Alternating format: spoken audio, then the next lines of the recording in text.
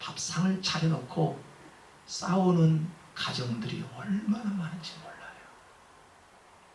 많은 것을 누리고 살면서도 다투는 부부들이 얼마나 많은지도 몰라요. 여러분의 자녀들은 어떻습니까? 그 많은 것을 다 누리고도 화목하지 못하는 자녀들이 있습니까? 참 아이러니하지요. 하나님께서는 가능하면 사람들을 만날 때마다 화목하기를 위해 힘쓰라고 했는데 하나님의 복도 받았습니다. 자녀의 복도 받았습니다. 그럼에도 불구하고 우리는 귀한 밥상 앞에서 부정하고 투쟁을 하기도 하지요. 가족 간에는 사이가 좋아야 합니다. 부부는 물론 부모 자식 간의 관계도 매우 좋아야 합니다. 여러분들은 어떻습니까? 자식 간의 관계가 좋습니까? 부부 간의 관계가 좋습니까? 요즘 읽고 있는 책 중에 하나가 화해라는 책이 있습니다. 저자인 정신과 의사는 많은 상담 중에 마음에 걸려 있는 그런 가정들, 상처받은 가정들이 매우 많다고 합니다. 여러 가지 크고 작은 일들로 인해 많은 가정들이 지금 아파하고 있대요. 오늘날 많은 정신과 의사들과 많은 상담사들이 필요한 이유가 바로 여기에 있지요. 어찌 시대가 가면 갈수록 상처받은 사람들과 상처받은 가정들이 왜 이렇게 많아지는지 몰라요. 그래서 선진국일수록 문화가 발달되어 있는 그런 나라일수록 정신과 의사들이 많아지고요. 상담사들이 많아지고 있는 실정입니다. 가정이 화목하지 못하는 이유가 여러분 무엇이라고 생각할까요? 여러분들의 부모가 못나서, 여러분들의 자식이 못나서 그 가정이 불행합니까? 아닙니다. 부모가 못나고 자식이 못나서 불행한 것이 아니지요. 사랑하는 대상이지요. 그런데 왜 화목하지 못하지요? 왜 그렇습니까? 현실 감각이 부족하기 때문입니다. 지금 상황이 어떻게 가고 있는지를 전혀 파악하지 못하기 때문에 불행해할 수밖에 없는 것이지요. 현실 감각이 부족하면 모든 상황들을 자기 방식대로만 풀어갑니다. 여러분, 어버이 주일이 되면 약방의 감초처럼 떠오르는 하나님의 말씀이 뭐라고요? 자녀들아, 너의 부모를 순종하라. 이 말씀은 아마 오늘 많은 교회에서 자녀들에게 이것이 옳다라고 가르치지요. 네, 맞습니다. 부모에게 잘하면 우리가 잘 되지요. 그리고 이 땅에서 장수하게 된다라는 것이 하나님의 말씀이거든요. 그래서 자녀들은 부모에게 잘 하라고 성경에서는 가르칩니다. 만약 현실 감각이 부족한 부모라면 어떻게 될까요? 지금 이 말씀만 생각합니다. 성경에서 부모에게 잘하라고 했잖아. 너 하는 짓을 보니까 아니야. 현실 감각이 부족하게 된 부모는 이렇게 말을 하지. 그러면 어떻게 될까요? 아이와 부모 사이의 관계는 더 멀어지지요. 오늘날 우리 부모 세대의 문제점이 무엇입니까? 여러분 한번 생각해 보세요. 여러분은 어떤 사람일까요? 너는 왜 전화도 안 하냐? 우리 부모 세대 그런 말 많이 하지요. 얼굴 잊어버리겠다. 목소리 잊어버리겠다. 저도 종종 그래요. 한국에 있는 아들한테 야, 목소리 잊어버리겠다. 너무 전화를 많이 해서 타이기도 하지요. 또 무엇입니까? 너는 왜 인사도 안 하냐? 조금만 서운하게 하면 우리 부모들은 어떻게 합니까? 내가 너를 어떻게 키웠는데. 저도 그런 소리를 하지. 마음속으로 내가 너를 어떻게 키웠는데 이 자식이, 이놈 자식이 이렇게 말을 안 듣지? 우리 부모들의 지금 문제점이라는 이야기죠. 현실 감각이 뒤떨어져 있기 때문에 그렇습니다. 누군가가 저에게 목사님은 어떻게 자녀들을 양육합니까? 묻더군요. 저는 이렇게 대답했습니다. 아이를 양육할 때 회초리를 들어본 적은 있으나 모욕감을 주며 아이에게 욕을 한 번 하지 않았습니다. 오늘날 가정에게 가장 소중한 것이 무엇입니까? 존중과 화해입니다. 왜 내 자녀라고 왜 함부로 하지요? 왜 자녀들을 존중하지 않지요? 왜 이해하지 못하지요? 사랑은 서로 인격적으로 배려하는 것이지요. 그리고 저는 아침에 먼저 보면은 제가 굿모닝, 자녀들이 먼저 보면은 굿모닝, 먼저 인사합니다. 지금도 오랜 시간이 지났지만 그때 내가 생각해보니 아빠가 잘못했어. 참 미안하구나. 그렇게 말을 합니다. 세계적인 노본 연구의 메카로 불리는 UCLA 노벨라 연구소장은 한인이지요. 퍼플러 사이언스가 선정한 천재 과학자 10명 중 1명에 속한 매우 유능한 공학 박사입니다. 이러한 공학 박사가 되기 전까지 뛰어난 아버지의 가르침이 있었습니다. 어릴 때 그 가정의 부엌은 실험실이었어요. 그 가정 안에 있는 많은 전자제품들은 자기가 다 분해하고 다시 조립하는 과정 속에서 새 거로 사온 TV를 하루 만에 고장을 내기도 하였습니다. 이때 아버지가 이 아들을 보고 뭐라 했을까요? 아무 말 하지 않았습니다. 혼내거나 제발 그만둬 라고 말하지 않았습니다. 여러분들은 어떻게 아이들을 양육하셨죠? 아마도 접시 하나만 깨뜨려도 뭐라고 했을까요? 혼내지 않았나요? 깨뜨리려면 그만해 라고 소리를 치지는 않았나요? 우리 부모 세대는 뭐라고 이야기합니까? 안 돼. 하지 마. 절제는 가르쳤습니다.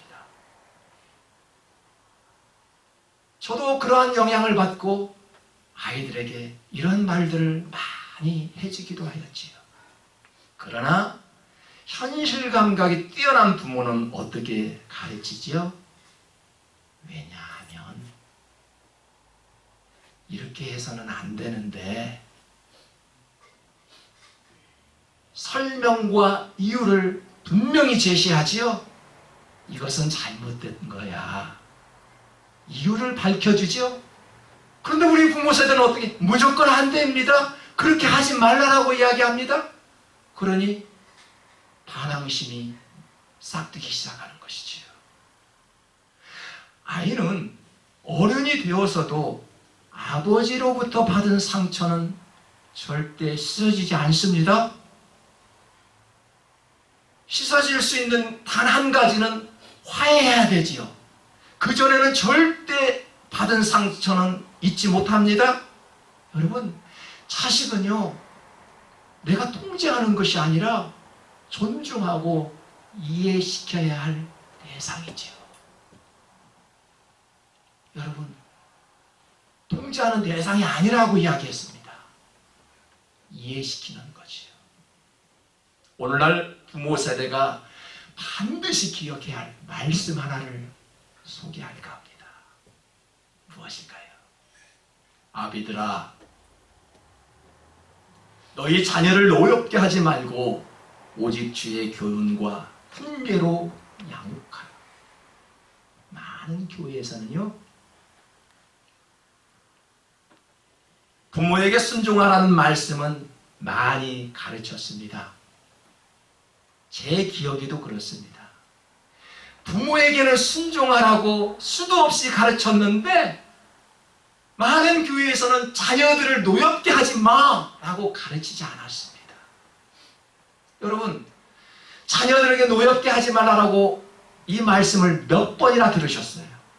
마음으로 한번 카운트를 해보십시오. 그래서 사회교육이, 교회 교육이 지금 잘못되고 있다라고 말합니다.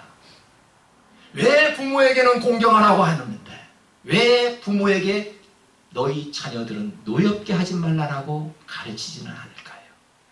여러분, 자녀들을 노엽게 하지 말라는 말이 혹시 무엇인지 아십니까? 여러분들 다 자녀들 있지요. 그 자녀들을 노엽게 하지 말래요. 감정을 건드려 화나게 하지 말고 부모의 폭력과 언어로 그 아이를 억울하게 해서는 안 된다는 것입니다. 자녀들은 너무 억울해 있어요. 지금 화가 나 있어요. 그 감정을 부모가 풀어줘야 합니다. 풀지 못하면 그 상처는 영원히 갑니다. 어떻게 하실래요? 저는 지난주에 건강한 자아를 만들어주신 부모님의 생각에 너무 감사한 한 주를 보냈습니다.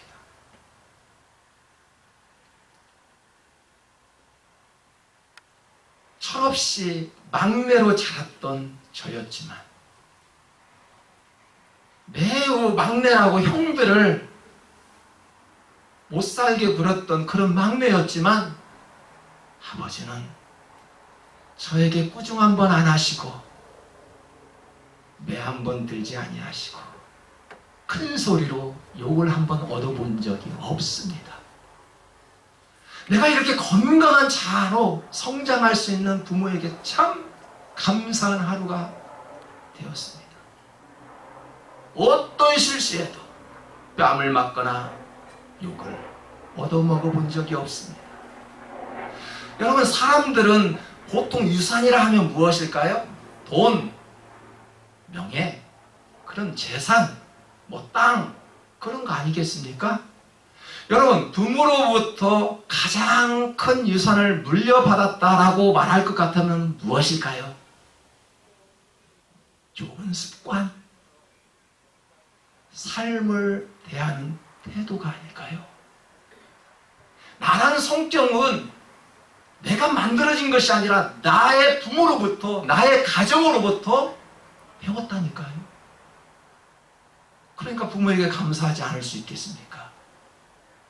여러분, 한번 성경 한번 보십시오. 하나님은 성도되는 우리에게 부탁하신 것이 있다라고 이야기했죠. 기억나십니까? 화목하게 하라는 말씀을 우리에게 부탁을 하셨어요. 화목하는 말씀이 무엇이라고요? 그게 복음이라고 이야기했습니다. 성도 여러분, 복음이 그 가정이 무너지면 화목은 사라지게 되어 있습니다. 복음이 그 가정에 사라지는 순간 화목은, 그 화평은 나도 모르게 소멸되어 가는 것입니다. 그래서 어떻게 해요? 할 수 있거든 화목하기를 힘쓰는 것이지요. 모든 일에 원망과 시비가 없이, 아무 불평 없이 그 가정이 화평케 하려면 복음이 그 가정에 넘쳐 흘러야 한다는 것입니다. 찬양 소리가 멈추지 아니하고 하나님 말씀이 멈추지 아니해야 한다는 것입니다. 나 혼자 기도한다고요. 나 혼자 믿음 좋다고요. 한 지붕 안에 있는 모든 가족들이 더불어 화평케 되려거든 시비와 원망이 없어야 된다는 것입니다. 성도 여러분, 어쩌다가 내가 믿고 의지한 사람에게 받은 상처는 씻을 수 없는 고통으로 자리를 잡을 수 있을까요? 어쩌다가 이렇게 되고 말았습니까? 어쩌다가 내 자식이, 내 부모가 어쩌다가 이런 고통을 받고 있느냐 말입니다. 현대 가정들에게 경고음이 울리고 있습니다. 다양한 방법으로 행복을 잃어버리고 있지요. 내가 태어나고 자란 이 가정이 왜 그런 아픔이 되풀이 되고 있지요? 왜 그럴까요? 좀 돌아봐야 합니다. 어쩌면 너무나도 사랑하였기에, 너무나도 내가 믿었기에 그런 사람들로부터 받은 상처들은 너무너무 크게 아픔으로 다가옵니다. 차라리 모르는 사람들에게 당하는 상처들은요, 안 보면 됩니다. 그러면 잊어버리지요. 하지만 가까운 이웃에게, 가족에게 받은 상처는 영원히 씻을 수 없는 상처로 남게 되지요. 이때 하나님이 용서라는 단어를 주셨고 화해라는 단어를 주셨지요. 우리는 다시 처음으로 가야 합니다. 왜 이렇게 되었는지 원인을 분석하기 위해서는 처음으로 돌아가야 합니다. 문제를 덮는다고 해결되는 것이 아니죠. 첫 단추를 잘못 채우면 끝까지 잘못 채워지게 되지요. 다시 풀어야 합니다. 다시 완전히 풀고 다시 하나하나 단추를 채워나가야 합니다. 우리들은 남을 배려하고 이해할 줄 아는 사회성이 좋은 아이는 집에서 부모가 만들어준다라고 우리는 이해를 하지요. 동생과 자주 싸우는 형이 있었어요. 심지어는 동생을 폭행하기도 하였어요. 이때 엄마가 말해요. 너가 참으래요. 동생이 말을 합니다. 엄마, 나 지금까지 참아야 왔는데 또 참아야 합니까? 언제까지 참아야 됩니까? 라고 말하지요. 그래도 참아야지. 형은 원래 그런 형이잖아. 그리고 말하기를 형의 기분을 업시켜달라고까지 요구하지요. 참으로 안타까운 가정입니다. 부모는 충돌을 피하기 위해서 형의 그런 모습을 덮어주고 말았지요. 덮는다고 해결되는 것은 없다라고 이야기했어요. 첫째 아들에게 문제가 있다는 것을 알면서도 눈 감아주는 그런 부모에게 문제가 있었다는 것입니다. 기본적으로 착하고 불평하지 않았던 이 동생은 너무나도 억울했어요. 그 억울함이 이제는 형이 아니라 엄마에게 화살이 갔습니다. 부모가 형으로부터 보호해주지 않았기 때문입니다. 현실 감각이 뛰어난 부모는 어떻게 했을까요? 형에게 너 동생에게 그렇게 하면 안 되는 거야. 알았지? 그렇게 말해줬어야 합니다. 그래야만 동생이 억울하지 않습니다. 다음부터는 그런 일이 없도록 형에게 정확히 타일러 줬어야 했습니다. 그 말이 없기 때문에 동생은 그런 억울한 가정 속에서 침울하게 계속 살아갑니다. 현실을 직면하지 못하고 문제를 덮고자 했던 부모로 인하여 그 가정은 암울하게 가고 있는 것입니다. 어두운 터널을 지금 걷고 있는 것입니다. 누구나 화목한 가정을 꿈꾸고 있지요. 여러분 자녀들도 그런 화목한 가정 속에서 머물고 싶어 한대. 가정의 행복은 부모에게 달려 있습니다. 자녀들의 성격 또한 우리 부모 세대에게 달려 있습니다. 우리들의 책임이지요. 남편과 아내 모두에게 책임이 있지요. 우리 자녀들의 성격이 그렇게 됐을 수 있는 그런 확률은 나의 책임이 매우 크다는 사실입니다. 오늘 성경에서 뭐라고 말씀하셨어요? 여러분, 고기를 먹고 화목하면 최상의 가정이지요. 최상의 가정 계십니까? 고기도 먹지 못하고 빵 한 조각 먹으면서 화목하지 않으면 최하의 가정이죠. 그런 가정이 있습니까? 중간 이하는 어떤 가정일까요? 고기를 먹으면서 화목하지 않는 가정은 중하지요. 우리에게 말씀합니다. 떡 한 조각을 먹고도 화목하면 중상은 된다고 말입니다. 우리는 최하 그런 중상의 가정은 되어야 할 줄 믿습니다. 여러분의 가정은 어느 쪽이십니까? 오늘 주신 말씀을 통해서 우리가 마른 떡 한 조각을 먹고도 그래 화목이 최우선이요, 화목하라고 하신 말씀 속에서 우리 가정이 지금보다도 더 화목할 수 있는 방법은 무엇일까?